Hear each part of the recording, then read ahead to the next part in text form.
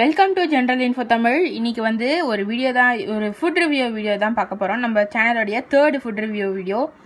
Actually நான் இதை review பண்ண வேணாம் தான் நினச்சேன். இது எங்கள் வீட்டிலே செஞ்சு தான். ஆனால் அது டேஸ்ட்டு பார்த்தீங்கன்னா அவ்வளோ சூப்பராக இருந்தது. ஃபஸ்ட்டு இதோட கன்சிஸ்டன்சி பாருங்களேன். சேமியாவை உதிரியாக செய்ய முடியுமான்னு தெரியும். நம்ம வழக்கமாக சேமியா வச்சு என்னது வெறும் உப்புமா தான் செஞ்சுருப்போம். இது சேமியா பிரியாணி. சிக்கன்லாம் அருமையாக வெந்திருக்கு. இங்கே பாருங்கள்,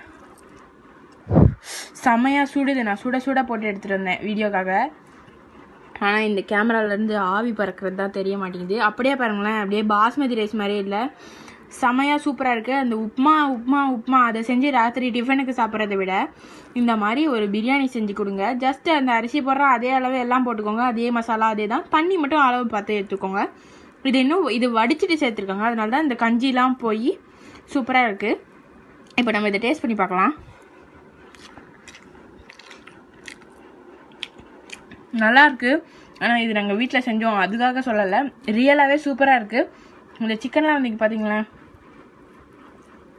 அப்படியே பூ மாதிரி இல்லை, அப்படியே இந்த மல்லிகை பூ மாதிரி இருக்குது. நல்ல உதிரியான பீஸ் சிக்கன், நல்ல சூப்பரான சிக்கனாக எடுத்து கொஞ்சமான சிக்கன் ஒருத்தர் செய்கிற அளவுக்கு போட்டு சாப்பிட்டிங்கனாலே சூப்பராக இருக்கும்.